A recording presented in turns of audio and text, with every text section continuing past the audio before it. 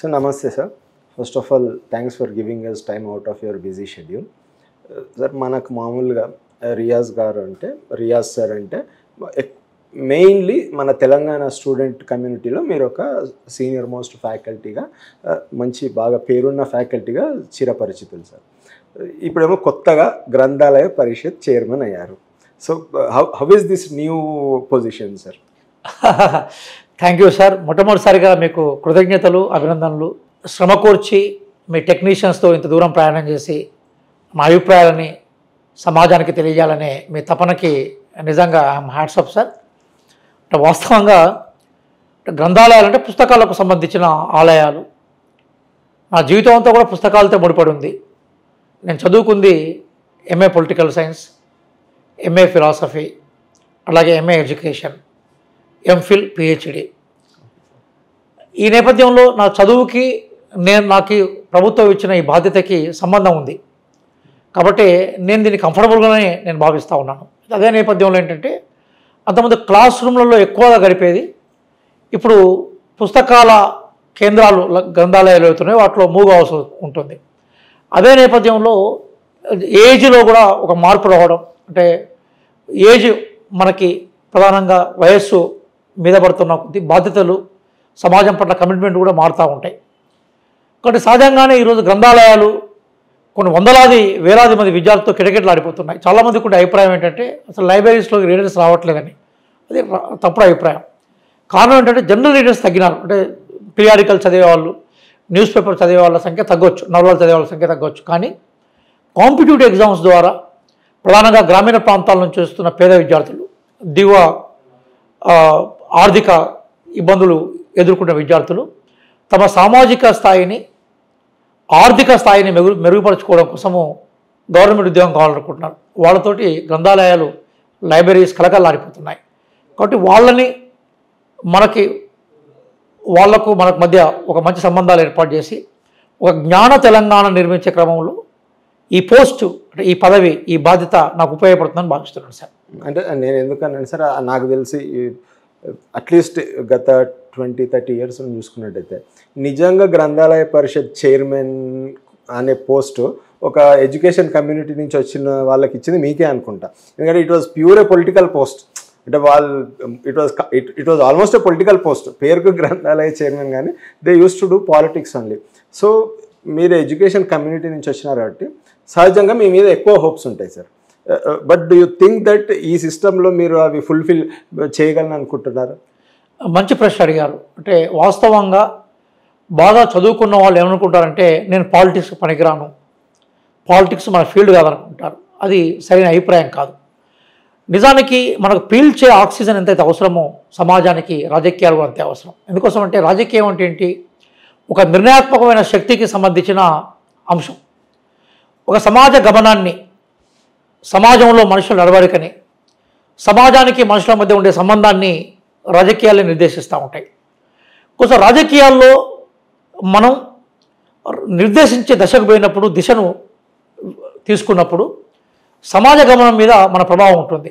కాబట్టి రాజకీయాల్లో మనకు పుస్తకం, రాజకీయాలతో మన సంబంధం లేదు అనుకోవడం ఈ ఎడ్యుకేటెడ్ కమ్యూనిటీలో అది ఒక పెద్ద లోపంగా మనం చూడాలి. కాబట్టి ఖచ్చితంగా చదువుకున్న ప్రతి వాళ్ళు ఏదో రూపంలో రాజకీయాల్లో రావాలి, రాజకీయాల చేత ప్రభావితం కావాలి, రాజకీయాలు ప్రభావితం చేయాలి. సహజంగానే మన భారతదేశ రాజకీయాల్లో చదువుకున్న వాళ్ళ సంఖ్య బాగా తక్కువ ఉంటుంది. దానికి రీజన్స్ చాలా ఉంటాయి. అంటే చదువుకోగానే ఎక్కువ కింది వర్గాల నుంచి వచ్చే వాళ్ళకి ఏదో ఒక ఉద్యోగం దొరుకుతుంటుంది, ఆ ఉద్యోగంలోకి వెళ్ళిపోతూ ఉంటారు. మీరు అన్నట్టుగా రాజకీయాలు అంత ఆషామాషి వ్యవహారం కాదు. రాజకీయాలంటే బ్లేడ్ మీద నడిచేట్టే ఉంటుంది. నువ్వు ప్రజల్ని ప్రేమించాలి, ఆర్థిక అవసరాలు ఉంటాయి, నిజాయితీగా బ్రతికే ప్రయత్నం చేయాలి, పాలసీ మేకింగ్స్ ఉంటాయి, రకరకాల ప్రెషర్స్ ఉంటాయి. వాటన్నిటిని తట్టుకొని నిలబడడం అంటే రాజకీయ నాయకుడే నిజమైన ఛాంపియన్. అంటే చాలామందికి తెలియని వాళ్ళకు రాజకీయ నాయకుల మీద దురభిప్రాయం ఉంటుంది. అంటే సరే, అవినీతికి పాల్పడే రాజకీయ నాయకులు ఉంటారు, లేదా రాజకీయాల తమ లబ్ధి కోసం లబ్ధికి ఉపయోగించుకునే రాజకీయ నాయకులు ఉంటారు. వాళ్ళ గురించి మాట్లాడట్లేదు. కానీ రాజకీయ నాయకుడు అనే పదం ఏదైతుందో అది సమాజ గమనాన్ని నిర్ణయిస్తూ ఉంటుంది. కాబట్టి అందులోకి మంచి వాళ్ళు, సమాజం పట్ల కమిట్మెంట్ వాళ్ళు ఉన్నప్పుడు రాజకీయాలు మంచిగా వస్తాయి, good politics for good governance అని మనం తీసుకోవాలి. అంటే నాది ఒక స్మాల్ కరెక్షన్, అంటే నేను పనికిరారని అనలేదు సార్. అంటే మామూలు రెగ్యులర్ పొలిటీషియన్స్కి ఒక గ్రంథాలయ చైర్మన్ ఇచ్చారనుకోండి, వాళ్ళ మీద ఎవరికి పెద్ద హోప్స్ కూడా ఉండవు. వీళ్ళేదో దాన్ని వాడుకుంటారు, ఏదో దాన్ని. ఇప్పుడు మీలాంటి వాళ్ళు ఇచ్చినప్పుడు ఏమవుతుందంటే పిల్లలకు కూడా మీ మీద చాలా గురి ఉంటుంది, చాలా ప్రెషర్ ఉంటుంది. So my question was from that. Respect చేస్తాను సార్. ఇంకో విషయం చెప్తాను, మీ మీద ఎక్కువ ఉంటుంది. ధన్యవాదాలు. ఇక్కడ ఏంటంటే దీప్తినాథ్ గారు, వాస్తవంగా ప్రతి మనిషి కొన్ని పుస్తకాలను చదవాలి. ఎందుకోసం అంటే మనిషి జీవితానికి చాలా డైమెన్షన్స్ ఉంటాయి. ఉదాహరణకి మనం ప్రవహించే జలపాతం దగ్గరికి పోతాం. మనం ఆ జలపాతాన్ని చూడగానే మనసు పులకించిపోతుంది. జలపాతాన్ని చూసి కూడా నువ్వు చెల్లించలేదంటే నువ్వు మనిషి రూపంలో ఉన్న దున్నపోతూ ఉంటావు. జలపాతం చూసి చెల్లిస్తావు కదా, నీ అంతర్లీనంగా నీలో ఒక సౌందర్య ఆరాధన ఉంటుంది. అట్లాగే మన వ్యక్తి మన ఎదురుగా వ్యక్తి చావు బ్రతుకుల కొట్టుకుంటూ ఉంటాడు. పోయి అతన్ని మనం ఏం చేయగలరు, ఏం చేసే అవకాశం మనకు ఉంటుందో చేసే ప్రయత్నం చేయాలి. దయాగుణం మనిషిలో ఉంటుంది.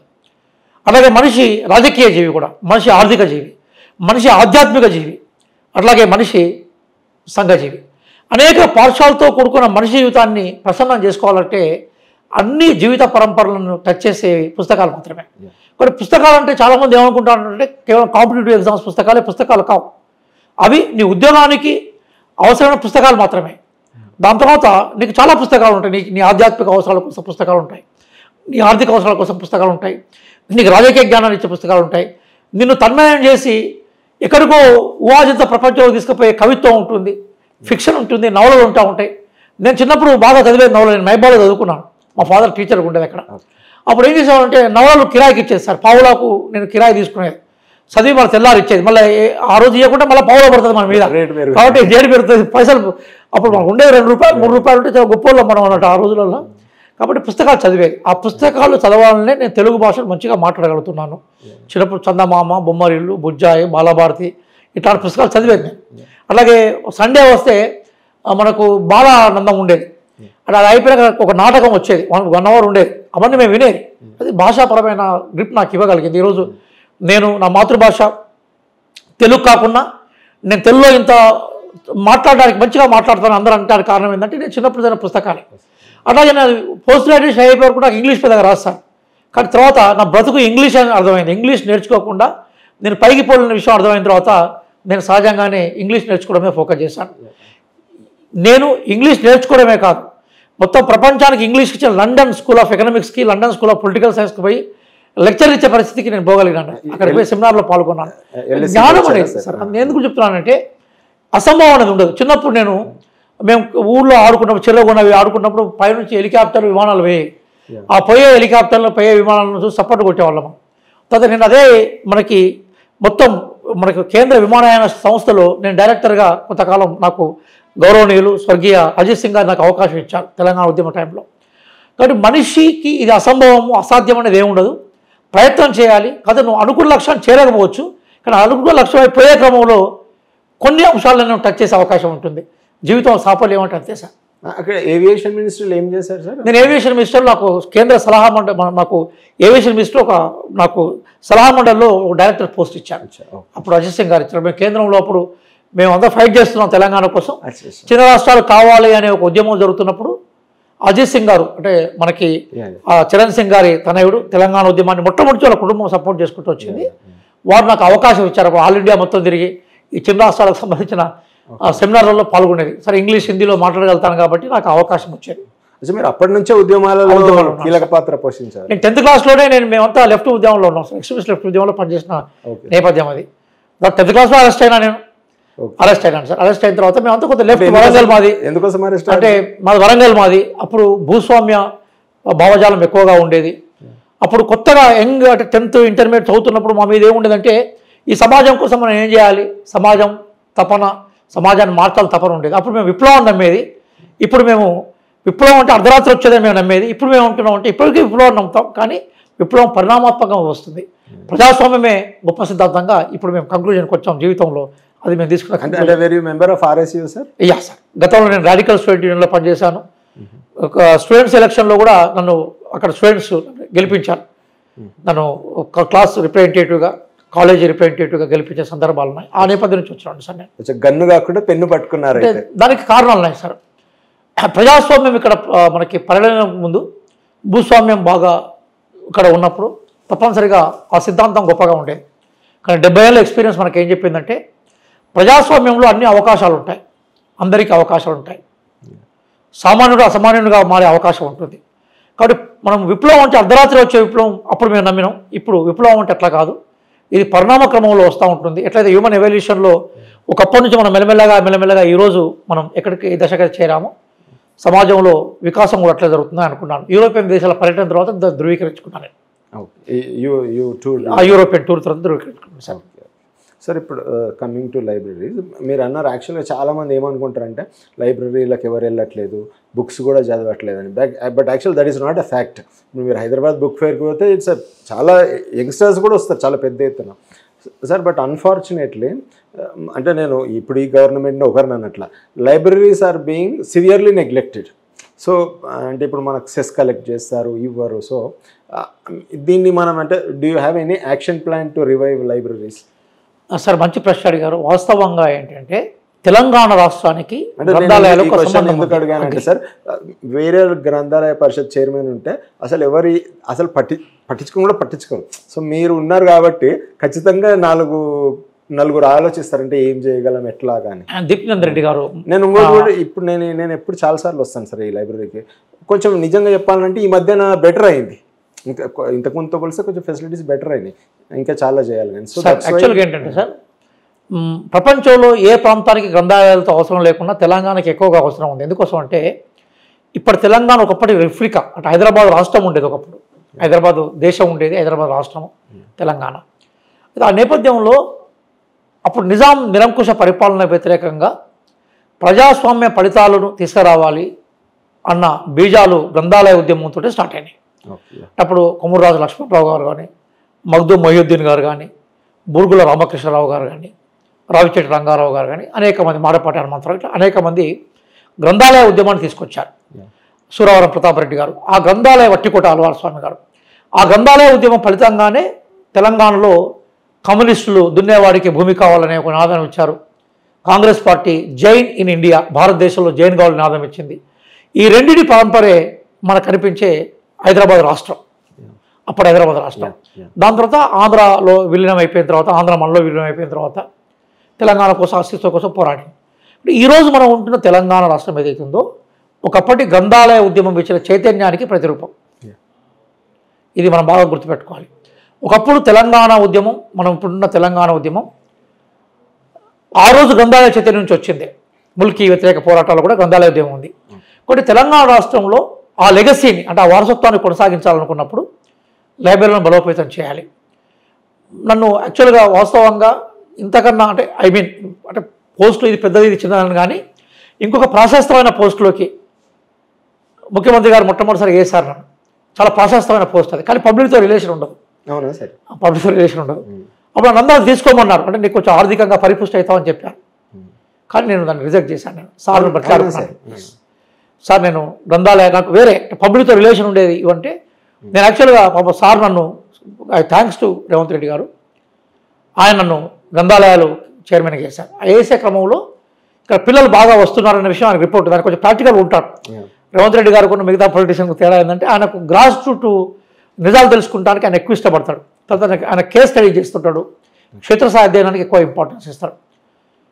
నేను గ్రంథాలయ చైర్మన్ అయిన తర్వాత నేను మొట్టమొదటిసారి అనుకున్నది ఏంటంటే 3 విషయాలు అనుకున్నాను సార్. ఒకటి, గ్రంథాలయాలను పరిపుష్టం చేయాలంటే డబ్బులు లేవు గ్రంథాలయాలు, కానీ సెస్ రూపంలో ప్రజలు తమ రక్తాన్ని చెమటను ఓడ్చి మనకి పన్నులు కడుతూ ఉంటారు. ఇంటి పన్ను అందులో 8% రావాలి. కోట్లాది రూపాయల బకాయిలున్నాయి మున్సిపాలిటీ నుంచి రావాల్సినవి. కాబట్టి ఇప్పుడు మొట్టమొదటి సెస్ మాకు ఇవ్వండి అని మేము అధికారులను మెల్లగా రిప్రజెంట్ చేయడం మొదలుపెట్టాం. First point.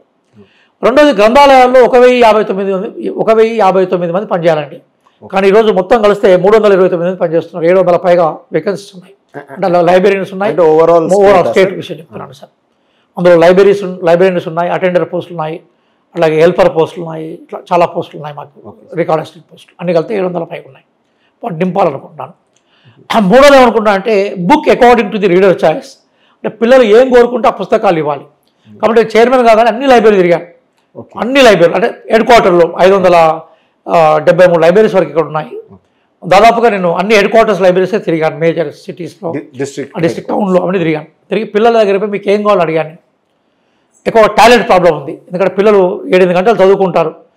వాళ్ళకి కనీసం టాయిలెట్స్ కూడా సమకూర్చినప్పుడు లైబ్రరీస్లో మనం మినిమం కదా అది మనం చేయాల్సింది. ఎందుకంటే వాడు 7-8 గంటలు చదువుకున్నప్పుడు కాస్త నిద్రపోతాడు, కాస్త ఫిజికల్ నీడ్స్, బయాలజికల్ నీడ్స్ ఉంటే తీర్చాలనుకుంటాడు, రిలాక్స్గా ఉండాలనుకుంటాడు, మంచినీళ్ళు కావాలనుకుంటాడు. అవన్నీ మినిమం చూశాను నేను. మా దగ్గర నుంచి కొంత ఖర్చు పెట్టించాను. ఇప్పుడు కూడా పరంపర కొనసాగుతూ ఉన్నది. ఇప్పుడు నేను మా దగ్గర డిప్యూటీ డైరెక్టర్కు ఒకటి అసైన్ చేశాను, హరిశంకర్ గారికి. ఏంటంటే ఫస్ట్ నువ్వు చేయాల్సిన పని ఏంటంటే ఎన్ని వేకెన్సీస్ ఉన్నాయో వాటిని ఐడెంటిఫై చేయమన్నాను. ఒక టీం వేశాను, వాళ్ళు ఆ పనిలో ఉన్నారు. అలాగే నేను మంత్రుల దగ్గర పోయినప్పుడు, గౌరవ మంత్రుల దగ్గర పోయినప్పుడు, గౌరవ ఎమ్మెల్యేల దగ్గర పోయినప్పుడు వాళ్ళు అడుగుతున్నాను. వాళ్ళందరూ కూడా ఆశ్చర్యం ఏంటంటే, సార్ మీరు నమ్మరు కానీ నాకు ఏ ఎమ్మెల్యే కలిస్తాను. అందుకని నేను అప్పుడు బస్సు యాత్ర చేశాను, తెలంగాణ మేనిఫెస్టో కమిటీ మెంబర్గా ఉన్నాను, అట్లాగే కేంద్ర మేనిఫెస్టో కూడా తెలంగాణ రిప్రజెంట్ చేశాను, తెలంగాణ ఉద్యమంలో ఉన్నాను. కాబట్టి చాలామంది ఎమ్మెల్యేలతో పరిచయం ఉంది. గౌరవ ఎమ్మెల్యే ఏమంటారంటే, సార్ మా ఊళ్ళో లైబ్రరీ పెట్టండి, మా నియోజకవర్గంలో లైబ్రరీ పెట్టారు రియాజ్ భాయ్, నాకన్నా పెద్దవాళ్ళు రియాజ్ మా ఊళ్ళో పెట్టావా అని అడుగుతుంటారు.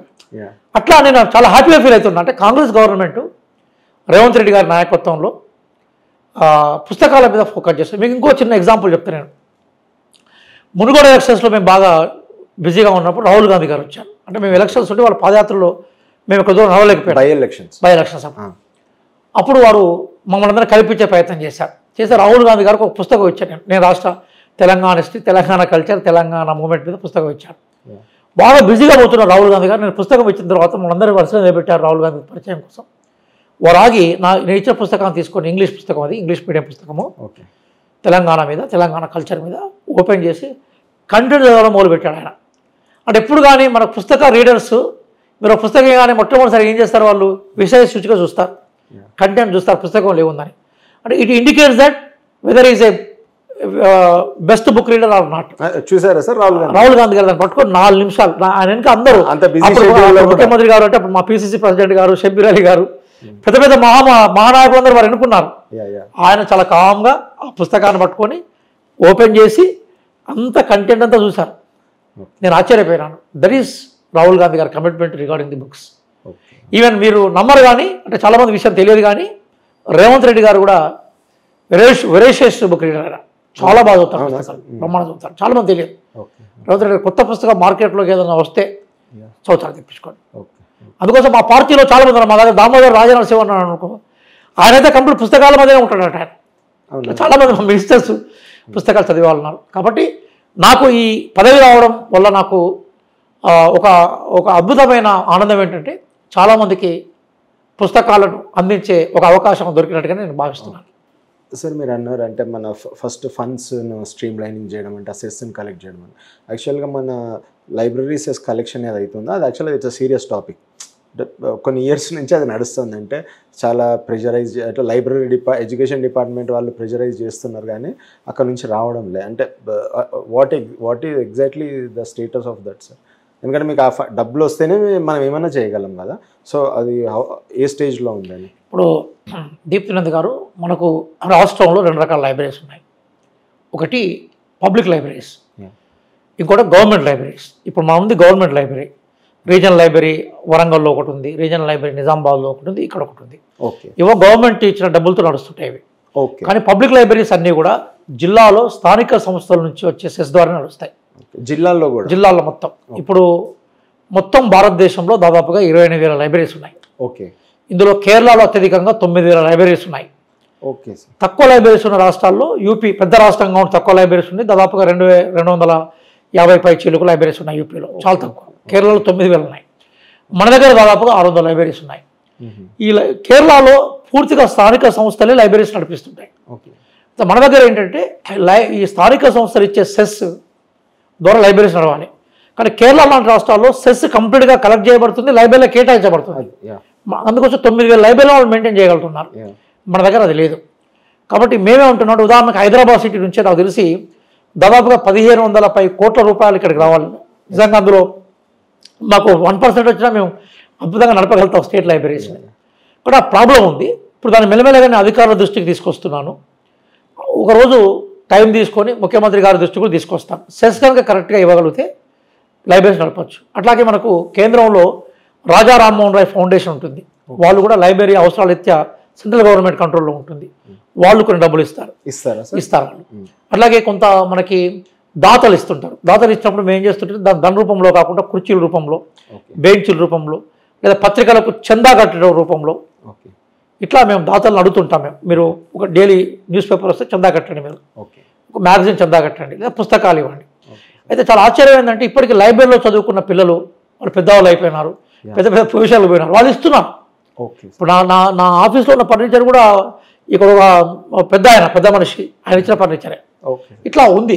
కాబట్టి మేము రకరకాల రూపాల్లో లైబ్రరీ నడిపే ప్రయత్నం చేస్తున్నాం. కానీ ఫండింగ్ సరిపోవట్లేదు సార్, ఆనెస్ట్ చెప్తున్నాను. ఇది పెరిగితే లైబ్రరీలను మేము ఇంకా బాగా పెంచగలుగుతాం. ఇది పెరిగితే లైబ్రరీలు ఇంకా బాగా పెంచగలుగుతాం. అది మాత్రం నేను గ్యారెంటీ చెప్పగలుగుతాను. అదే, ఎందుకంటే ఫండింగ్ ఉంటేనే ఏమైనా చేయాలి. ఎంత చిత్తశుద్ధి ఉన్నా you need to have at least some moneys. మీరు అన్నట్టు లైబ్రరీస్ 1% ఇచ్చినా చాలు. ఇక్కడ 2 విషయాలు ఉంటాయి సార్. ఒకటి, గ్రంథాలయాలను అభివృద్ధి చేయాలో చిత్తశుద్ధి ఒకటి ఉండాలి, ఫస్ట్ కమిట్మెంట్ ఉండాలి. నేను గ్రంథాలయ శాస్త్రంలో నేను చదువుకున్నాను, గ్రంథాలయ శాస్త్ర విద్యార్థి కూడా. అవునా sir? And student from select అని ఒక ఇన్స్టిట్యూషన్ ఉండేది, ఇక్కడ చదువుకున్నాను. నేను ఎప్పుడు చదువుకున్నప్పుడు వెనక కూర్చునేది, మేమంతా తెలుగు మీడియం బ్యాక్గ్రౌండ్ ఉండేది. వరంగల్ నుంచి వచ్చి ఇక్కడ ఉన్నాను. అప్పుడు ఇంగ్లీష్లో అంటే ఇంగ్లీష్ అనేది కొంచెం ప్రాథమికంగానే తెలుసు.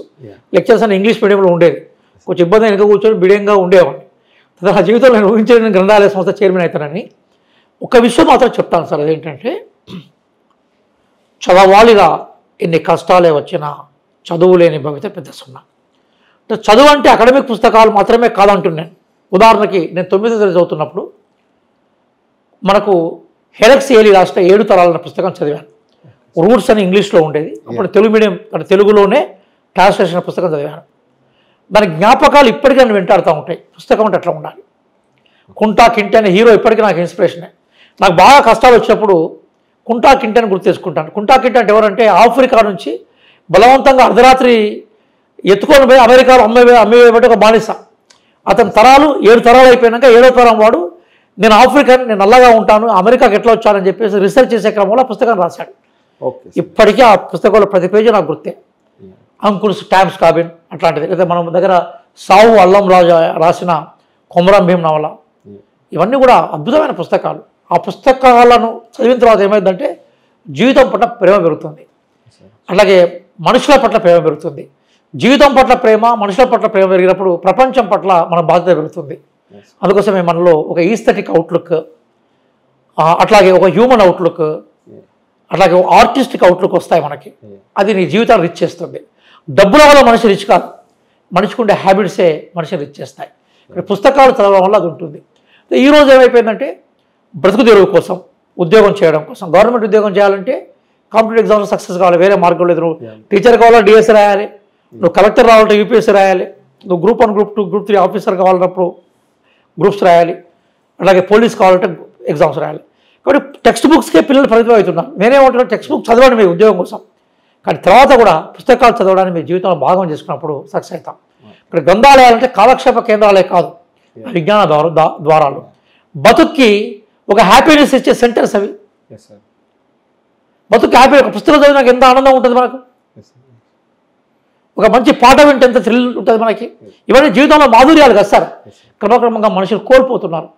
ఒకప్పుడు మనం చిన్నప్పుడు చిరగొని ఆడి ఆనందం పొందేది, గోళీలు ఆడి ఆనందం పొందేది. ఇప్పుడు ఎవరో ఆడుతుంటే వాడు చూసి మనం ఆనందం పొందుతున్నాం అన్నట్టు కదా, ఆడట్లేదు, ఆటలకి దూరం అయిపోయినాం అన్నట్టు. సహజ ఆనందానికి దూరం అయిపోయినాం కదా. మొబైల్లో ఏముంటుంది, ఎవరో చేసిన దాన్ని నువ్వు చూసి ఎంజాయ్ చేస్తుంటావు. నీ నీ నీ సెల్ఫ్ ఎంజాయ్ ఎక్కడుంది, నీ వ్యక్తిగత ఆనందం ఎక్కడ కనబడతా ఉంది. అందుకోసమే ఠాగూర్ అంటాడు, క్రియేటివ్ స్పిరిట్ జనరస్ జాయ్.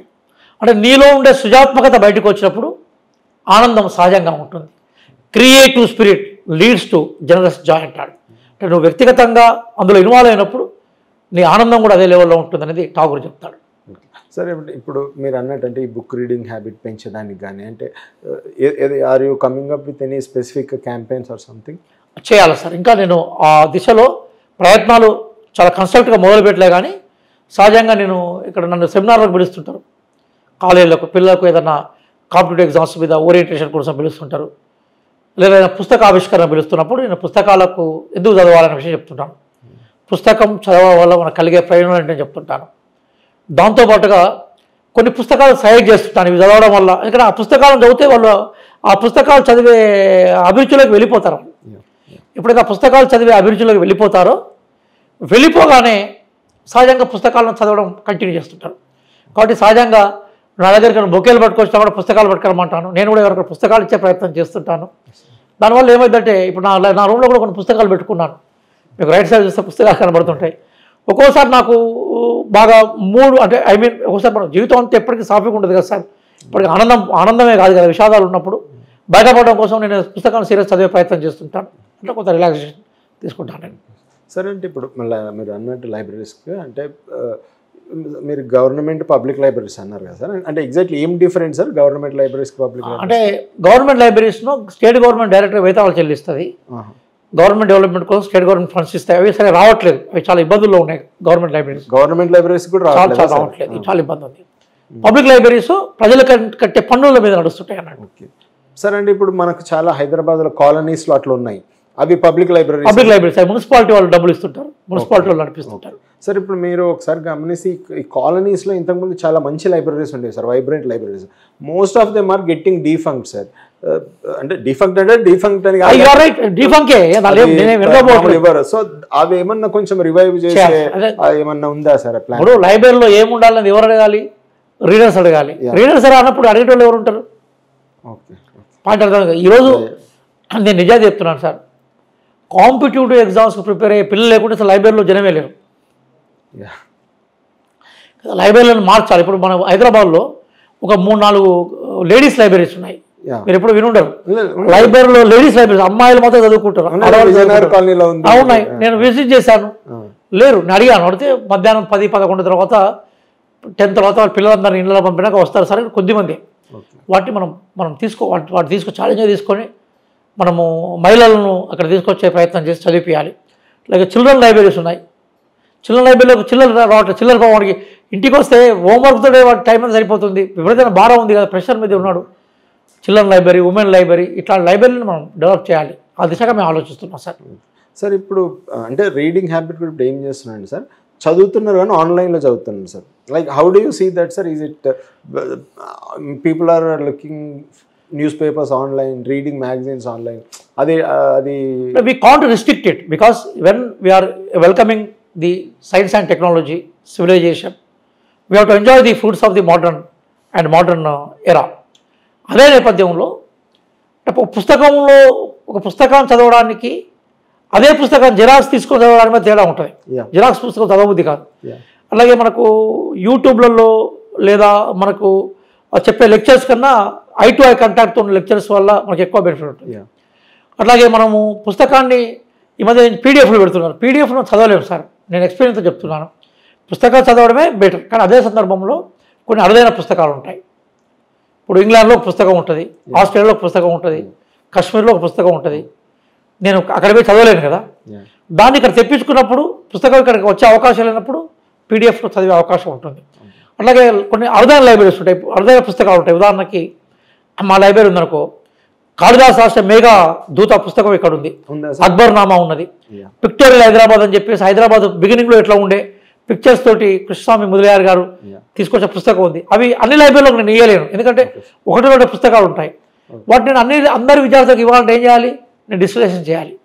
కాబట్టి అవసరమైన పుస్తకాలు మనకు అందుబాటులో ఉన్న సమాచారం మాత్రమే మన డిస్టిలేషన్లో చూసుకోవడం మంచిది.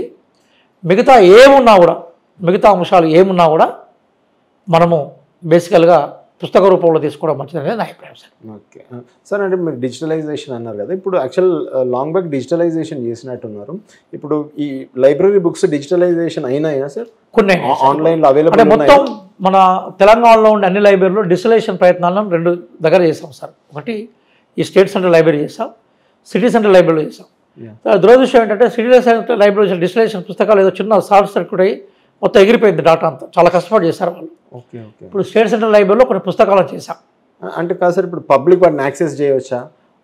చేసే అవకాశం ఉంది. అయితే ఇప్పుడు మేము ఏం చేసాం, కొన్ని మెషిన్స్ పట్టుకొచ్చాం జర్మనీ నుంచి. అందులో ఒకటి రిపేర్లో ఉన్నాయి, మరి దాని టెక్నాలజీ రిపేర్ చేసేవాళ్ళు కూడా లేరు. అయితే కొన్ని కెమెరాస్ తీసుకొచ్చాం, కొంత ప్రయత్నం జరుగుతుంది. అన్ని పుస్తకాలను చేయలే కానీ కొన్ని పుస్తకాలను, అరుదైన పుస్తకాలు ఉన్నాయి. అంటే ఆ పుస్తకం పేపర్ను పట్టుకుంటే అది చినిగిపోతుంది. ఓకే ఓకే ఓల్డ్ అయిపోయినాయి. 400 ఏళ్ల క్రితం 300 ఏళ్ల క్రితం ఉన్న పుస్తకాలు లైబ్రరీలో ఉన్నాయి. ఇప్పుడు మీ ద్వారా నేను వీక్షకులు ఏం కోరుతుందంటే kindly visit our state central library once. Okay మీరు స్టేట్ సెంట్రల్ లైబ్రరీని ఒకసారి విజిట్ చేయండి. చేస్తే ఈ అరుదైన పుస్తకాలను మీరు చూసే అవకాశం ఉంటుంది. ఇప్పుడు 14 నుంచి 20 మధ్యన మాకు గ్రంథాలయ వారోత్సవాలు జరుగుతున్నాయి. గౌరవ ముఖ్యమంత్రి గారు కూడా ఒకరోజు వస్తున్నారు, బహుశా 16వ తారీఖు అని మేము అనుకుంటున్నాం. వస్తే ఈ ఒకసారి వారు రాగానే, ముఖ్యమంత్రి రాగానే ఏమవుతుంది, ఇష్యూ ఒకసారి పబ్లిక్లోకి వస్తుంది.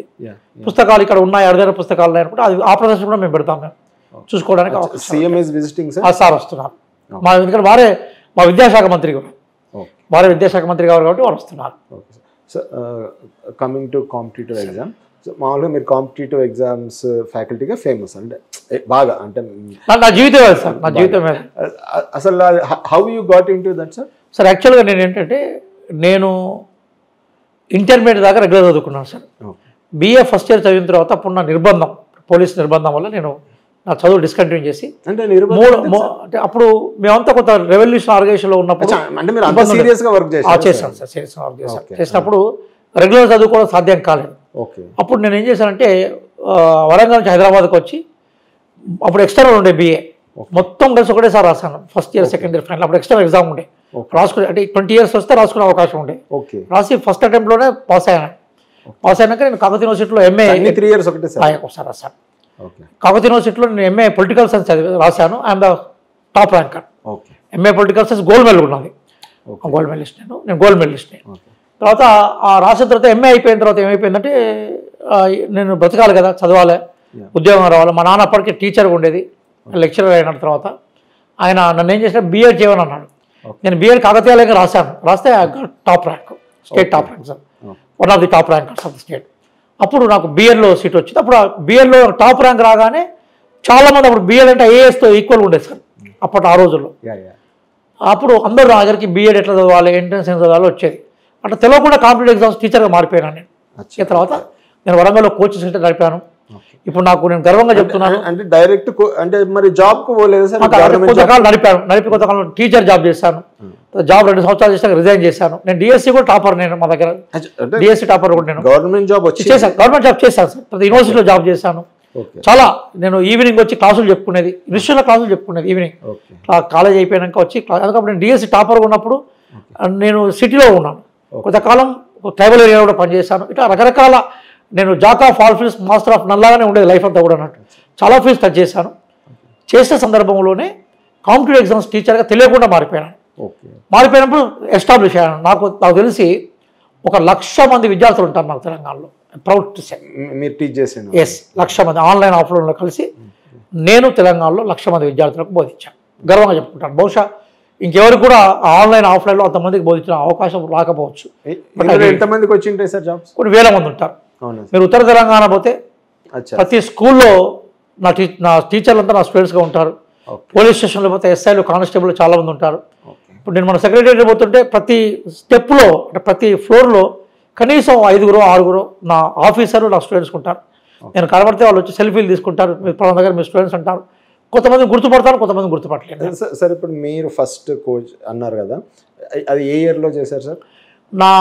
నేను నా క్లాస్ అన్ని కూడా 1996 నుంచి, అంటే 96 నుంచి నేను ఎక్కువగా ఈ ఫీల్డ్లోకి వచ్చాను. 2001 నుంచి 2020 వరకు విస్తరంగా 20 సంవత్సరాలు విస్తృతంగా ఫీల్డ్లో ఉన్నాను సార్. అంటే సార్ ఇప్పుడు నేను డైలీ 11 hours 10 hours 11 hours చెప్పిన సందర్భాలు ఉన్నాయి. ఎందుకంటే సార్ నేను ఎందుకు ఆ స్పెసిఫిక్ పాయింట్ అడిగానంటే, ఇంతకుముందు కూడా ప్రైవేట్ స్కూల్స్, అన్నీ ప్రైవేట్ స్కూల్స్ కోచింగ్, అప్పుడు ఎంతో కొంత ఆ ఇన్స్టిట్యూట్ యజమానికి పిల్లల పట్ల ఒక ప్రేమ ఉండేది, ఒక కమిట్మెంట్ ఉండేది. ఆ ప్రైవేట్ అయినా కూడా that has completely changed today. అంటే across all sections, private colleges కావచ్చు, స్కూల్స్ కావచ్చు, కోచింగ్ ఇన్స్టిట్యూట్, ఇది it's a serious danger for society కదా సార్. అది మీలాంటి వాళ్ళు దాన్ని ఏమైనా అడ్రస్ చేయొచ్చు? ఒప్పుకుంటాను నేను.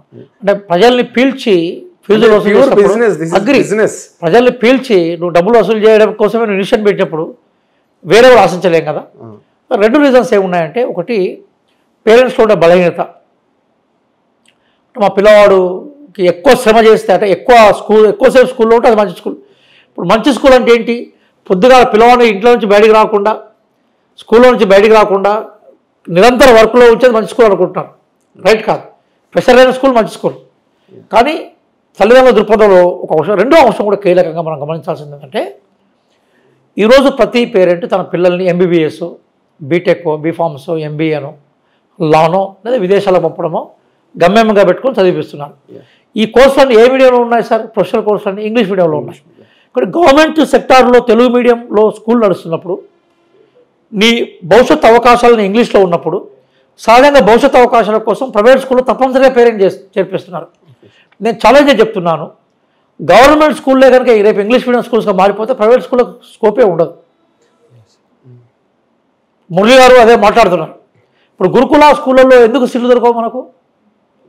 క్వాలిటీ బాగుంది. క్వాలిటీ కాదు, ఇంగ్లీష్ మీడియం ఉండడం మేజర్గా. క్వాలిఫైడ్ టీచర్స్ ఉంటారు, ఇంగ్లీష్ మీడియం ఉంటుంది. కాబట్టి సమాజానికి ఏది అవసరమో దాంట్లో చదివిపించడం వల్ల ఎక్కువ ప్రయోజనాలు ఉంటాయి. కాబట్టి ప్రొఫెషనల్ కోర్సెస్ అని ఇంగ్లీష్ మీడియంలో ఉన్నప్పుడు కొంత మాతృభాషను కాపాడుకోవడంతో పాటుగా మాతృభాషలో విద్యను చూసుకుంటే కొంత ఇంగ్లీష్ మీడియం ఓరియంటేషన్ తీసుకొస్తే ఏమైందంటే పిల్లలకి ఎక్కువ ప్రయోజనాలు ఉంటాయి, ఇంటర్నేషనల్ అవకాశాలు ఉంటాయి ఉద్యోగాల్లో. కాబట్టి ఆ దిశగా ఆలోచిస్తే ఇది ఉంటుంది. రెండోది ఏంటంటే ఎప్పుడు కానీ ఎడ్యుకేషన్ గవర్నమెంట్ సెక్టార్లో ఉండాలని నేను కోరుకుంటాను. నేను అదే కొట్టాలి చెప్పినట్టు కామర్స్ స్కూల్లో ఉండాలి. ఇప్పుడు మా ఊళ్ళో దొర ఉండేది, దొర కొడుకు మా ఊళ్ళోనే నా స్కూల్లో చదువుకునేది, క్లాస్మేట్. మా ఊళ్ళో బిచ్చగాడు ఉండేది, భిక్షం అడుక్కునేది. ఆ భిక్షం అడుక్కునే అతని కొడుకు కూడా నా క్లాస్మేటే. నాకు ఇతనితో ఇంటరాక్షన్ ఉంది, అతనితో ఇంటరాక్షన్ ఉంది. కాబట్టి కామన్ స్కూల్ ఉండేది. ఫ్రెండ్స్ కూడా అన్ని వర్గాలకు సంబంధించిన ఫ్రెండ్స్ ఉండేది. ఇప్పుడు ఏమైపోయింది, ప్రైవేట్ స్కూళ్ళల్లో ఏసీ తప్ప మామూలుగా జీవించలేని పరిస్థితికి AC schools, AC class rooms ఉన్న వాళ్ళు వస్తున్నారు. ఇప్పటికీ అత్యంత పేదరిగా ఉండే పిల్లలందరూ కూడా గవర్నమెంట్ స్కూల్ పోతున్నారు. మొత్తం వర్టికల్ డివైడ్ అయిపోతుంది కదా సొసైటీ. కామన్ స్కూల్ కాన్సెప్ట్ అనేది గొప్ప కాన్సెప్ట్. 1964 to 66లో అప్పుడు కొఠారి కమిషన్ వేశారు. దాన్నే మనము బేసికల్ నేషనల్ ఎడ్యుకేషన్ కమిషన్, అది ఫస్ట్ కమిషన్ మనకు ఆఫ్టర్ ఇండిపెండెన్స్. వాళ్ళు కామన్ స్కూల్ చెప్పారు. ఇప్పుడు కూడా కామన్ స్కూల్స్ కనుక కంటిన్యూ చేస్తే, అమెరికాలో కూడా కమ్యూనిటీ స్కూల్స్ ఉంటాయి కదా, మన దగ్గర కూడా కామన్ స్కూల్స్ పెట్టామనుకో ఈ అనేక ప్రాబ్లమ్స్ మనం బయటకు వస్తాం సార్. మరి అది ఎప్పుడు పెడతారు సార్? చేయాలి. ఇప్పుడు అందులో రాహుల్ గాంధీ గారు ఏమంటున్నారు, రాహుల్ గాంధీ గారి కోరిక ఏంటి, క్రిమీ లేయర్కి కామన్ మ్యాన్ మధ్య యుద్ధం జరుగుతుంది. క్రిమీ లేయర్ అనేవాళ్ళు ఈ వ్యవస్థ మొత్తం చేతిలో తీసుకుంటున్నారు. కామన్ మ్యాన్ రక్షించే సెక్టార్ ఏంటి సార్? పబ్లిక్ సెక్టార్ కదా. నాకు తెలిసి మీరు కూడా బహుశా గవర్నమెంట్ స్కూల్లో చదువుతారని అనుకుంటున్నాను. మేము గవర్నమెంట్ స్కూల్లో చదువుకున్నాం. బహుశా మన మీ జనరేషన్, మన జనరేషన్ ఎక్కువ మంది గవర్నమెంట్ స్కూల్. ఇప్పుడు ఐఏఎస్, ఐపీఎస్ అందరూ గవర్నమెంట్ స్కూల్. పబ్లిక్ సెక్టార్ కాపాడాలి కదా. Congress is for public sector. ఇప్పుడు కాంగ్రెస్ను ఎవరైతే క్రిటిసైజ్ చేస్తున్నారో వాళ్ళు for private sector. Adani, Ambani, బీచ్పై ప్రధాని వాళ్ళ ఫిలాసఫీ. మేమేమంటున్నాం, పబ్లిక్ సెక్టార్ కాపాడడం మా ఏంగా మేము చెప్పుకుంటున్నాం. ప్రజలు డిసైడ్ చేసుకోవాలి ఏది బాగుంటుంది అనే విషయాన్ని. అంటే సార్ మీరు మన స్టేట్కి వస్తే ఇప్పుడు రేవంత్ రెడ్డి గారు కూడా ఎడ్యుకేషన్ గురించి రెగ్యులర్గా మాట్లాడుతున్నారు. అంటే ఈ స్కూల్స్లో ఇంగ్లీష్ మీడియం పెంచేదానికి కానీ అదేమన్నా స్పెసిఫిక్ ఏమన్నా చేస్తున్నారు సార్? ఇప్పుడు మేము రేవంత్ రెడ్డి గారు ఇంటరాక్ట్ అవుతూ ఉంటారు ఈ ఎడ్యుకేషన్ రిలేటెడ్ అంశాల మీద. రేవంత్ రెడ్డి గారు ముఖ్యమంత్రి కాగానే మొట్టమొదటిసారిగా 600 కోట్ల రూపాయలని ప్రైమరీ స్కూళ్ళల్లో బేసిక్ నీడ్స్ కోసం పంపించాడు. ఇప్పటికి కూడా అమ్మాయిలకు టాయిలెట్స్ ఉండవు చాలా స్కూళ్ళల్లో. వాటి మేము 600 crores ఇమ్మీడియట్గా శాంక్షన్ చేశాడు. అలాగే గురుకులాల్లో కమ్యూనిటీ బేస్గా జరుగుతున్న స్కూళ్లను ఇంటిగ్రేటెడ్ స్కూల్స్గా మార్చే ప్రయత్నంలో మేము ఉన్నాం. మూడవ అంశం ఏంటంటే ప్రతి నియోజకవర్గ హెడ్ క్వార్టర్లో మోడల్ స్కూల్స్ ప్రపోజల్ పెట్టాము మేము. అలాగే డిఎస్సిని తెలంగాణ ఏర్పడిన దగ్గర నుంచి 2014 నుంచి 10,000 పైగా ఎప్పుడు ఇవ్వలేదు. 11,600 ఉద్యోగాలు మేము ఇచ్చాం. గురుకుల పోస్టులను మేము నింపాం. అలాగే రేవంత్ రెడ్డి గారు చాలా సందర్భాల్లో గురుకుల స్కూల్స్లో విజిట్ చేశాం. అలాగే మురళి గారి ఆధ్వర్యంలో విద్యా కమిషన్ వేశాం. అందులో ప్రొఫెసర్ అరగోపాల్ లాంటి సీనియర్ అధ్యాపకుల్ని, ప్రొఫెసర్ విశ్వేశ్వరరావు లాంటి సీనియర్ అధ్యాపకుల్ని, ప్రొఫెసర్ వెంకటనారాయణ లాంటి సీనియర్ అధ్యాపకుల్ని మేము మెంబర్స్కి వేసాం. అంతమంది ప్రయత్నం జరగలేదు. మేము ఒక ప్రయత్నం చేసాం. ఎడ్యుకేషన్ కమిషన్ రేపు రిపోర్ట్ ఇచ్చినాక ఎడ్యుకేషన్ సిస్టంలో చాలా మార్పులు తీసుకొస్తాం. Education for future needs sir. అలాగే స్కిల్ లేకుండా ఉద్యోగ అవకాశాలు కూడా లేవు. స్కిల్ యూనివర్సిటీగా ఫోకస్ చేస్తున్నాం. రేపు అవసరమైతే స్కిల్ యూనివర్సిటీని ఎక్స్పాన్షన్ చేసుకుంటాం మేము. We are for it. సరే, అంటే ఇప్పుడు అంటే ఇవి బాగానే ఉన్నాయి ఎఫర్ట్స్ అన్ని. అంటే ఒక కంప్లైంట్ ఏంటంటే కాంగ్రెస్ గవర్నమెంట్ మీద ఉత్తగా చెప్తున్నారు, హంగామా చేస్తున్నారు, కానీ అది గ్రౌండ్ లెవెల్ అంత. ఫర్ ఎగ్జాంపుల్ జాబ్ క్యాలెండర్ వచ్చింది. జాబ్ క్యాలెండర్ మీద ఒక అలిగేషన్ ఏంటంటే వాళ్ళు ఇచ్చినప్పుడు జస్ట్ ఇవి పాతవి ఏమో కొన్ని పెట్టినారు, కొన్ని న్యూ పెట్టినారు, వాటికి సంఖ్య లేదు. It's just an exercise to show up or like calm down youth. జెన్యున్గా ఉన్నారా లేరా అనేది ఒక డౌట్ ఉంది. సో లేదు, ఆ డౌట్ రేజ్ చేసే హక్కు వాళ్ళకు ఉంటుంది. మనం డౌట్ రేజ్ చేసినప్పుడు మనం కాదంది కదా హక్కు అది. ఇక్కడ ఒక విషయం గుర్తుపెట్టుకోవాల్సింది ఏంటంటే దీప్తినందన్ గారు, వేల మైళ్ళ ప్రయాణమైన ఒకే అడుగుతో ఆరంభమవుతుంది. మేము అడిగేశాం. అదే సందర్భంలో అందరికీ ఉద్యోగాలు ఇస్తాం అనేది సాధ్యం కాదు. ప్రభుత్వ ఉద్యోగాలు అందరికీ ప్రభుత్వ ఉద్యోగాలు కూడా సాధ్యం కాదు. కానీ ఖాళీగా ఉన్న వాటిని అయితే ఇవ్వాలి కదా. జాబ్ క్యాలెండర్ అనే పదమే దాంట్లో అంతర్లీనంగా ఉన్న అంశం. అంటే క్యాలెండర్ అంటే ఎప్పుడు ఖాళీ అవుతుంటే అప్పుడు మేము ఇచ్చుకుంటూ పోతుంటాం. దీని తర్వాత ఇది, దీని తర్వాత ఇది, దీని తర్వాత ఇది అని పెట్టుకుంటాం. కాబట్టి జాబ్ క్యాలెండర్ అనే పదంలోనే మనకు మేము ఉన్న ఉద్యోగాలు, ఖాళీ అవుతున్న ఉద్యోగాలు క్రమక్రమంగా నింపుతామని చెప్తున్నాం. జరిగింది ఏంటంటే గత ముఖ్యమంత్రి కేసీఆర్ గారి టైంలో ఎవరు అడగక ముందుకే 3 ఏళ్ళ ఉద్యోగ పరిమితిని పెంచాడు ఆయన. సడన్గా పెంచాడు. కాబట్టి 3 సంవత్సరాలతో రిక్రూట్మెంట్ లేదు. Kind understand. రిటైర్మెంట్ ఉంటే కదా రిక్రూట్మెంట్ ఉండేది. అది మొన్న మార్చి నుంచే మెల్లమెల్లగా రిటైర్మెంట్ స్టార్ట్ అయినాయి. 58 ఏళ్ళు 61 ఏళ్ళు అడిగారు ఎవరన్నా? అడగక ముందుకు ఆయనే పెంచాడు కదా. ఇప్పుడు 3 ఏళ్ళు రిక్రూట్మెంట్ జరగలేదు. ఎందుకు జరగలేదంటే వాళ్ళ ఏజ్ ఎక్స్పాండ్ కావడం వల్ల వాళ్ళ ఉద్యోగాల్లో కంటిన్యూ అయినారు. ఇప్పుడు వాళ్ళ రిటైర్మెంట్ స్టార్ట్ అయినాయి. కాబట్టి ఆ అవుతున్న రిటైర్మెంట్స్ ప్రకారం మేము ఇచ్చుకుంటూ పోతాం. మేము మేనిఫెస్టోలో పెట్టాం. నేను మేనిఫెస్టో కమిటీ మెంబర్ని. మేనిఫెస్టో రాసాం, దాని ప్రకారం ఇస్తాం. కాబట్టి రేవంత్ రెడ్డి గారి గవర్నమెంట్ నిజాలని చెప్పింది కదా. మేము ఎక్కడ కూడా ఎన్ని ఉద్యోగాలు ఇస్తామన్న విషయాన్ని మేము మేనిఫెస్టోలో పెట్టాం. కానీ నోటిఫికేషన్ ఇస్తున్నప్పుడు ఏం చేస్తామంటే నోటిఫికేషన్ ఇచ్చే నాటికి ఫలానా డిపార్ట్మెంట్ ఎన్ని ఖాళీలు ఉన్నాయో అన్ని ఖాళీలను నింపాలి. అట్లాగే పాత నీరు పోకుండా కొత్త నీరు రాదు కదా. గత గవర్నమెంట్ నోటిఫికేషన్లు ఇచ్చి చేతులు దొరుకుతున్నారు. ఎలక్షన్స్ ముందు నోటిఫికేషన్లు ఇచ్చారు. ఎలక్షన్లు అయిపోయినాక వాళ్ళు ఓడమల్లన్న బోడమల్లన్న కథ పోవాలనుకున్నారు. మేము వాటి ఆచరణలో తీసుకొచ్చి ఉద్యోగాలు ఇచ్చే ప్రయత్నం చేసినాం కదా. 10 నెలల్లో 50,000 ఉద్యోగాలను మేమైతే జాబ్ రిక్రూట్మెంట్ లెటర్స్ అయితే మేమే ఇచ్చాం కదా. సరే, వాళ్ళ గవర్నమెంట్లో చేసినారు అంటున్నారు ఆ ప్రాసెస్. నేనేమంటున్నాను, మరి ఉద్యోగ పత్రాలు ఎందుకు ఇవ్వలేదు అంటున్నాను. నిజంగా మీ చిత్తశుద్ధి ఉంటే ఉద్యోగ పత్రాలు మీరు ఎందుకు ఇవ్వలేదు అంటున్నాం. ఉద్యోగ పత్రాలు ఇవ్వకపోవడం వల్లనే చిత్తశుద్ధి ఏందో కనబడ్డది కదా మనకు. నిజంగా వాళ్ళు నోటిఫికేషన్లను ఇచ్చే ఉద్యోగాలు నింపాలనుకున్నప్పుడు ఖచ్చితంగా నింపాలి కదా. ఎందుకు నింపలేదు అంటున్నాం. మేము వచ్చిన 10 నెలలనే నింపాం కదా 50,000 ఉద్యోగాలు. సరే, మీరు ఇచ్చిన నోటిఫికేషన్ అనుకుందాం మనం కాసేపు. మీరు ఇచ్చిన నోటిఫికేషన్ ఉద్యోగ పత్రాలు మేము ఇచ్చాం కదా. 10 నెలల్లో మీరు ఆ పని ఎందుకు చేయలేకపోయినారు? 10 నెలల్లో మేము ఎందుకు చేస్తాం?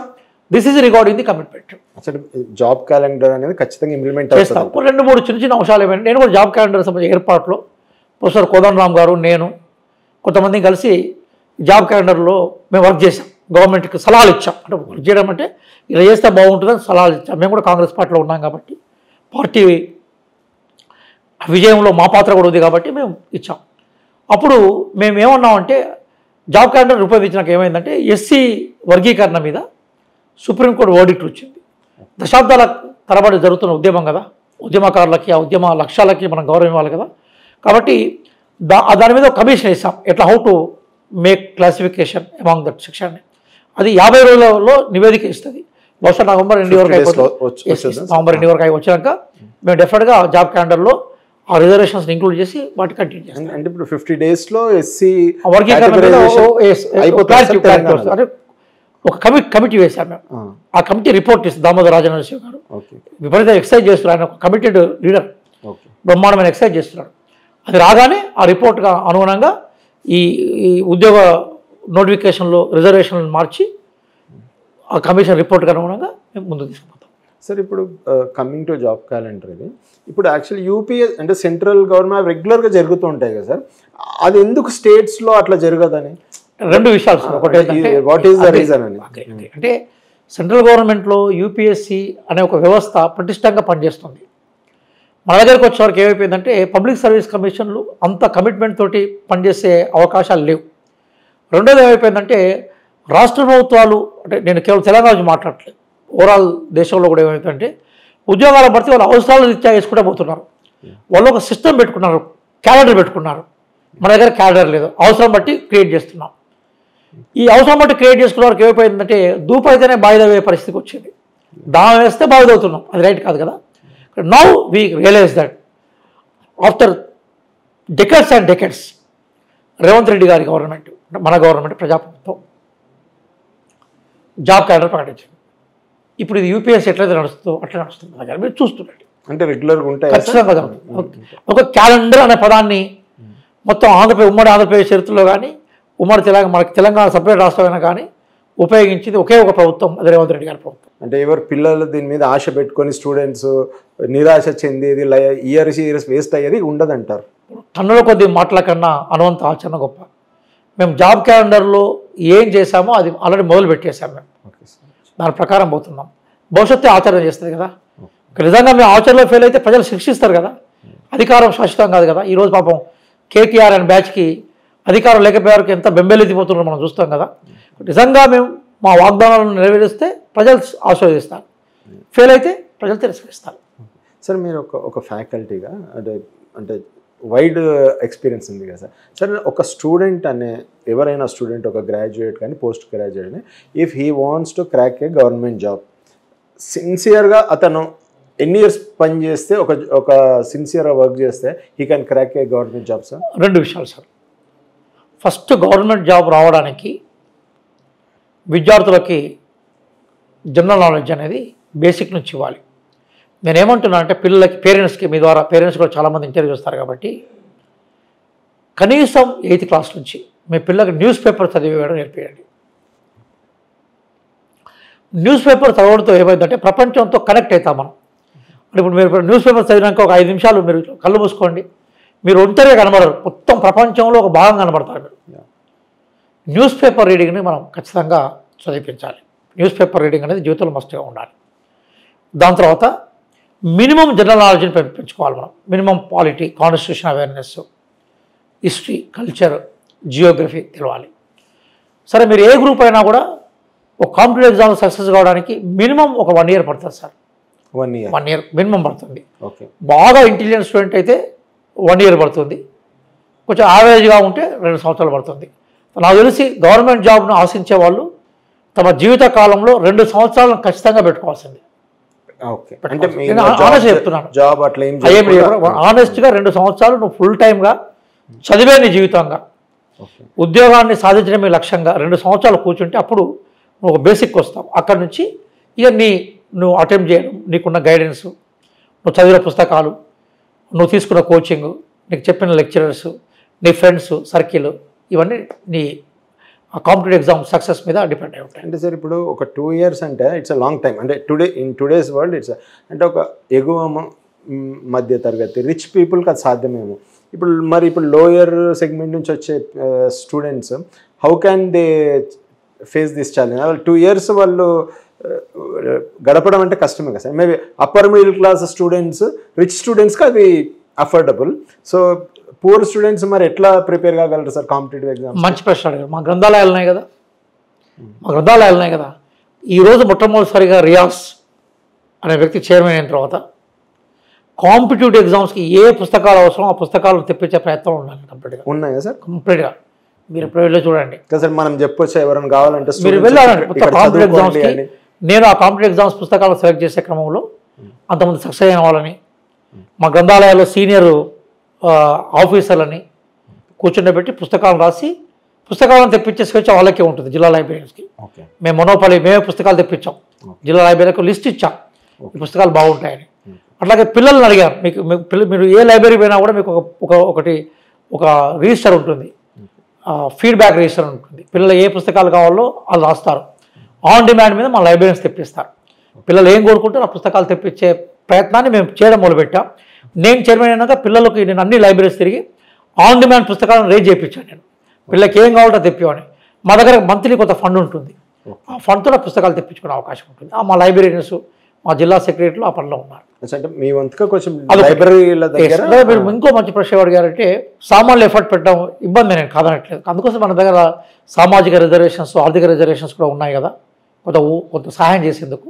కాబట్టి నిజంగా అంటే సమాజంలో జరుగుతూ అన్యాయమే. ధనవంతులకు ఎక్కువ అవకాశాలు, తక్కువ అవకాశం ఉన్నది మాట వాస్తవమే. 2 years అంటే వాళ్ళ పేరెంట్స్ కూడా సపోర్ట్ చేయలేరు. నేను ఒప్పుకుంటాను. కానీ అదే సందర్భంలో మరి నువ్వు ఒక 30 ఏళ్ళు ఒక ఉద్యోగం చేయడానికి సంసిద్ధమయ్యే ముందు 2 సంవత్సరాలు 3 సంవత్సరాలు కాలాన్ని కూడా పెట్టుబడి రూపంలో మార్చాలి కదా.